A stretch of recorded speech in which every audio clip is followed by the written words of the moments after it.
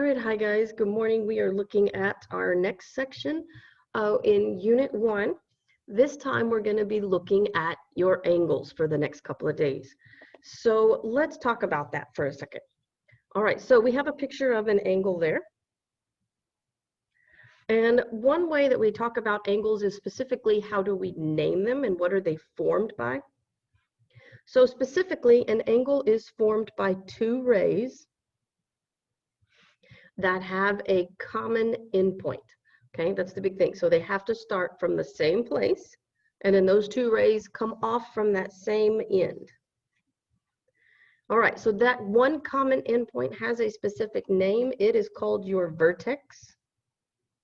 Think about it like the corner of your angle, and your rays are called the sides. So if we look over at that picture that we have, we're going to find our two rays. Our common end is B, which is where your vertex is. And from B, we have two rays. So we've got ray that starts at B and passes through A. And then we also have the ray along the bottom that starts at B and passes through C. And those are making up your two sides. Now, when we name an angle, just like the order was important with rays, the order is kind of important with an angle. So we can name an angle using three letters. And the middle letter, here's the clue here, here's where it gets specific. The middle letter must represent the vertex, always. We can sometimes use just one letter, and a single letter also can come from the vertex, but only if there is one single angle. You don't have more than one angle coming off of the same vertex. And we'll see some examples here in just a second. So at this particular example, when referring to the measure of an angle, we use a lowercase m here, so you're going to see this a lot. And again, it just represents measure of.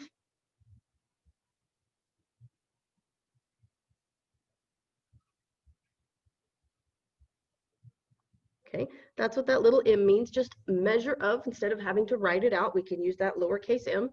So for this particular angle that we have over here in this example, notice the 60 is inside of it.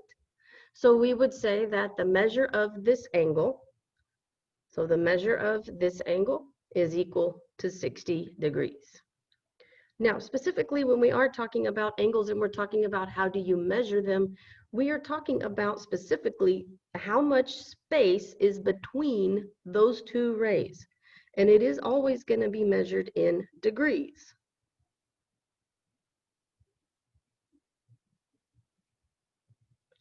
Okay, so again, how much space is sitting between those two rays from one side to the other?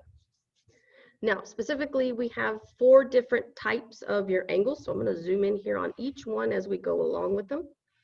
So the first one we have is called an acute angle. And specifically, these angles are less than 90 degrees. And we'll talk about 90 degrees here in just a second. Our next one is called the obtuse angles, which are more than 90 degrees. And we're actually going to get even more specific than that. These are actually between 90 degrees and 180 degrees. All right, now let's get even more specific. Now we have the right angle, which makes what I like to call a perfect corner. All right, makes a perfect corner there. So when we have these, they are exactly 90 degrees.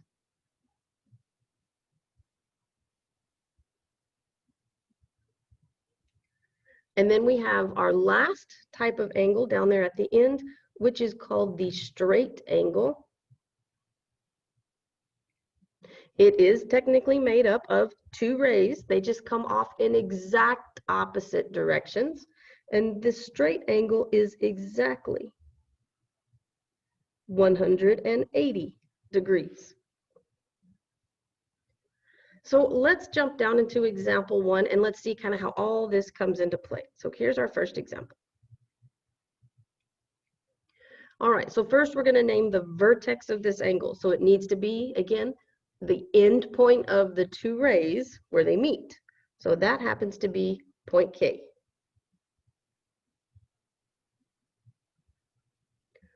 Now name the sides of the angle. So remember, the sides are the two rays that come off of that point.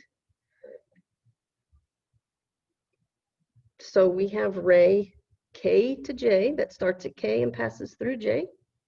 And we have one that starts at K and passes through L. So there's our two sides. All right, so now we're going to name this angle in three different ways. Two of those ways are going to come from using all three letters. The last way we'll look at just one letter. So let's start with one of our ways using the three letters. So to start off with three letters, start at one of your arrows. So if I start at J, follow the path back to get to the other arrow. So follow it back. Next would be K. Continue the path. Next would be L. Now, if you notice, just like your points, lines, and planes, just like actually your segments and your rays had little symbols, so does an angle. And we give it a teeny tiny little angle measure.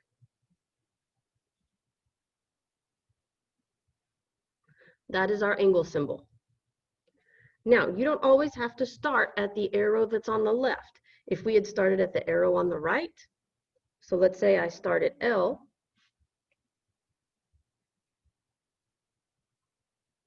follow the path to get back to the other corner, to the other angle. So next would be K.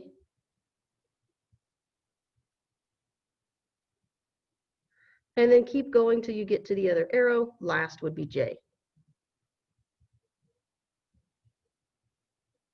So it's all about following the path. Start on the outside and work your way in. Now, you only have two rays coming off of point K. If we had more than two rays, you have to use the three letters to know exactly what space we're referring to.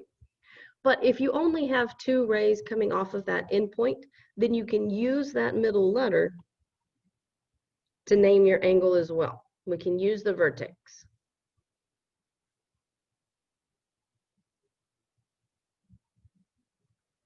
But again, only if there is one angle there for two rays, two sides. Now let's classify this. All right, so right now this space, I'm going to zoom way in here on this picture. So this space is what I want to look at for classifying. So right now I want to know, is this space bigger exactly or less than a perfect box? So right now I can't draw that perfect box. So right now it is more than 90. It's not lining up exactly with that box either. So 90 degrees is out. It doesn't make, your two rays are not going in exact opposite directions. So straight is out. The only option we have is obtuse. It's the only one we have left. So it is bigger than the 90, but still not completely going opposite directions for your rays. So let's try another one. Okay, example 2. Name the vertex of this angle. So we have point S. That's where your two rays are coming off of. Name the sides of this angle. So we have a side starting at S and going through T. And then we have a side starting at S and going through R. And there's our two sides. Same as before, we're going to name this one in three ways. So if I start at the R, so angle R, Follow the path back, I next hit S. Follow the path back to the other arrow, and then I have T. I can reverse that. If I start at T, follow the path back, I get to S. Keep going with that path to the other arrow, and then I get to R. And again, because we only have one vertex and two rays coming off of that, I can also use the vertex letter, which is RS. And if I classify this one, notice it's already got the box right inside there for us, which means it is exactly that perfect box angle. So that space is exactly 90 degrees, which makes this a right angle.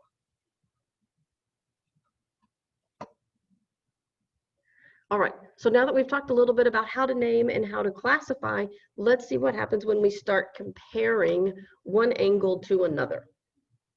So one kind of comparison that we could possibly make are called congruent angles. And this is referring to their measures. So I have two angles that are over here to the right. So if the measure of angle A is exactly the same or equal to the measure of angle B, then we have enough information to say these two angles are congruent. Okay, I can't say that they're congruent until I know for sure that their measures are exactly the same. Guys, the ray for A, for angle A, that one ray might be a little bit longer than the one coming off from B. But even if they are just a little longer, their measures are still the same. The amount of space between these two rays is still exactly the same. So that's where we get the idea of angle A is congruent to angle B. As long as their amount of space, their measures are exactly the same. So remember that symbol, we're going to be using it a lot. That's for congruent. So let's look at some of the other kinds of special angles we're going to be looking at when we start comparing pairs here. All right, the next one we get is called an angle bisector. Now we've seen that word bisect before, which meant cut in half.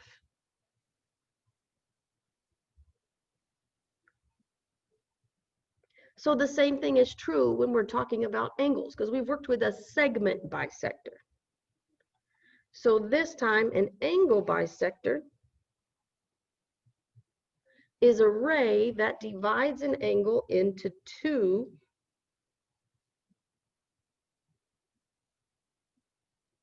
congruent angles. So we'll end up with two congruent angles that are just smaller than the original one. So in this particular picture, in the diagram, ray BD is an angle bisector. How do I know it's an angle bisector? Well, it has to do with those little curves that are in each of those spaces. So I'm going to zoom in here on the picture for a second. All right, each of these curves that are in here is letting me know that those two measures are congruent. Those little arcs are your congruent marks.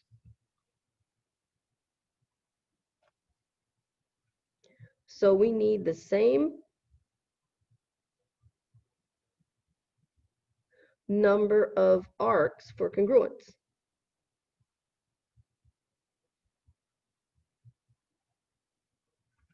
For segments, it was the same number of little dashes. But guys, I can't just put a dash in the space because I don't exactly know what it's matching up to. So again, for these, we look for those arcs. And those are what help me to know that those two spaces, that yellow space and that purple space, are congruent.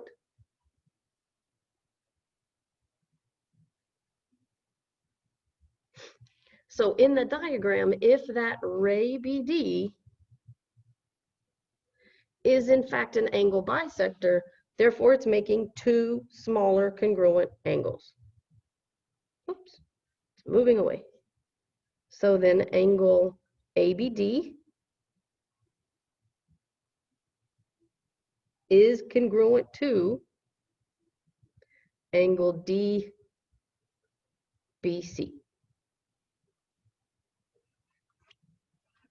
Now, some other kind of special angles that we're going to be working with can be created by perpendicular lines. So let's talk a little bit about perpendicular.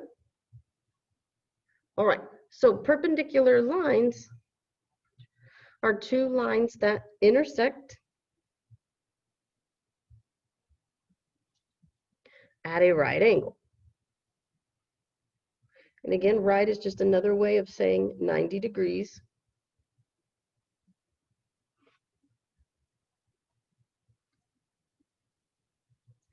All right, so the symbol that we use for perpendicular is actually an upside down capital T.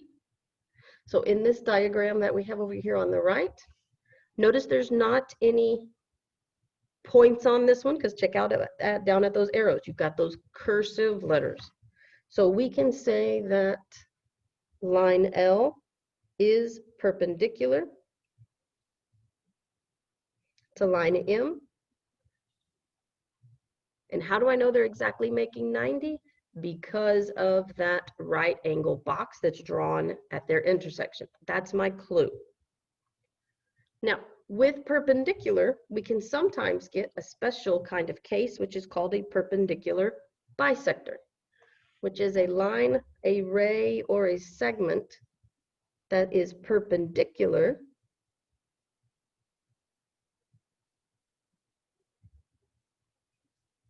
to a segment at the midpoint. And we've seen midpoint already.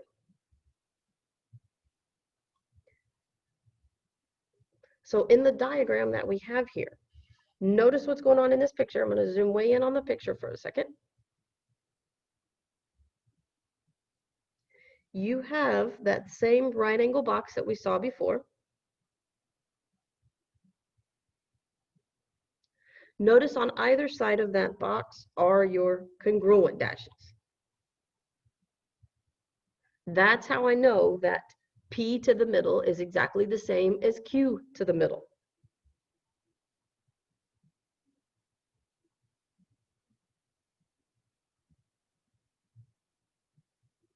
So there's my midpoint. So in that diagram,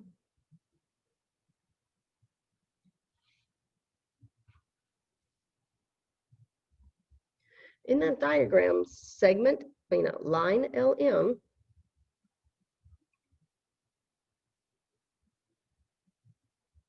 is the perpendicular bisector of segment PQ. It's cutting that segment in half. So when we were dealing with segment addition, this will be making part 1 equal to part 2. All right, let's look at our last couple examples here. Again, just a little more practice with naming when we're dealing now, bringing in our perpendiculars and our bisectors. So write another name for angle CBF. So first we need to locate C, follow the order of those letters, trace it back to B, and then trace it out to F. So if I write another name, now there are lots of rays coming off of point B. So I cannot just say point B. I have to get very specific here so I know exactly what space I'm using. So instead of starting at C, maybe reverse the letters, angle, start at F, follow the path to B, and then follow it back out to C. There's another name. It's just like the order in a line. If you're naming those, the order doesn't matter because you've got the same thing happening at both ends. Same kind of case here. We just have to start at one of the ends of the rays that have the arrow. Now, name the sides, new problem, name the sides of angle EBD. So start at E, trace it back to the middle to B, and then trace it out to D. All right, so we have a ray that is starting at B and passing through E, and we have a ray that starts at B and passes through D. So there's our two sides. Okay, let's keep going with the next one. Classify angle ABC. So start at A, down to B, down to C. check out your two rays. One ray is going directly up, the other ray is going directly down. They are making a straight line. So this is a straight angle. All right, let's keep going. Give an example of an obtuse angle. So we need to find an obtuse angle in this picture. So an angle that is bigger than a right angle, but smaller than a straight angle. So I'm going to put that straight angle back up here for just a second. So notice on that same side, we also have the 90-degree box that's happening. So I need a space that's maybe bigger than that box angle, but less than the flat angle, than our straight angle. And we do have an angle in here that is bigger than that. If I start at A and I move along to B and then I go out to F, this whole space is now bigger than a right angle, but not quite to the straight angle space yet. So we have angle A, then I went to B, and then I went to F. So there is one. There are more out here, but again, I just needed to find one. All right, name two congruent angles. So remember, look for the little arcs. I have a little arc in here, and I have a little arc in there. So I found my two congruent angles. So the first one, angle E, because start at the arrow, go to the vertex, and then out to the other arrow, is congruent to, now let's do the other side. Start at one of the arrows, so let's say we start at C, follow the path back to B, follow it out to the other arrow at F. All right, and then our last one, name a perpendicular bisector. So remember, I'm looking at some line or segment that is cutting something else in half and making those dashes like we saw before. So here's my dashes.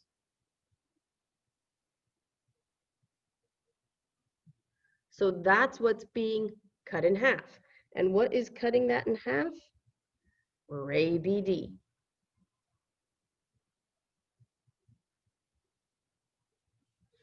All right, and our last example, just practicing the same vocabulary, looking for the same kinds of things. Name the vertex of angle 2. So notice this time your spaces have been numbered. So here's where your number 2 is. There's your angle space, so follow where those two rays meet, and that is point T. All right, name the sides of angle 4. So now let's go and find where the 4 is. Trace out that space. Now we can name the sides. So my vertex is where we start at. So I want the ray that starts at T and passes through W. And then I need the one that starts at T and passes through Z. So there's my two sides. All right, let's keep going. Write another name for angle 3. So find the space with the 3 in it. All right, so again, there are multiple rays coming off of that vertex, so I can't use the vertex, but I can use 3 letters. So if I start at Z, follow it back, and then I hit T, and then follow it back out, and then I hit U, or those 3 letters could have been reversed. Angle U, T, and Z. All right, almost done. Let's keep going. Write another name for angle 1. So same idea as the previous one. I cannot use the one single letter. I've got to use 3 because there's several different rays. But one of those could start at Y, follow it down to T, and then back out to X. Or it could be reversed. start at X, follow it back to T, and then ending out at Y. So you've got two ways you could answer that one. All right, our last couple of questions here are almost to the end here, are all classifying. So we're gonna trace out those three letters that they give us so we can make sure we look at the right space. So let's look at the first one, YTW. So start at Y, go to T and out to W. Notice it traces that box, which makes it a right angle. Let's look at the next one. YTU. So start at Y, go to T, and go to U. So that is bigger than the right angle, but not quite making opposite rays here. So this one is our obtuse. All right, let's check out the next one. XTU. So start at X, go to T, go to U. This one is smaller than a right angle, so this is acute.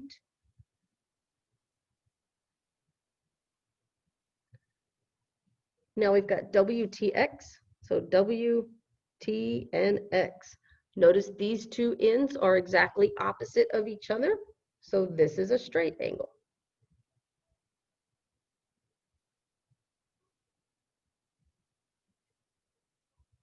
All right, and our last two, name two perpendicular lines. So again, we're looking for that right angle box. So here is our box. So we have one line that passes through W and X.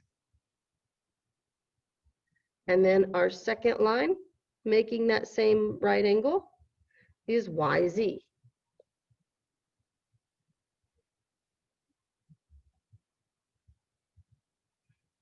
All right, and now our last one, we're looking for an angle bisector.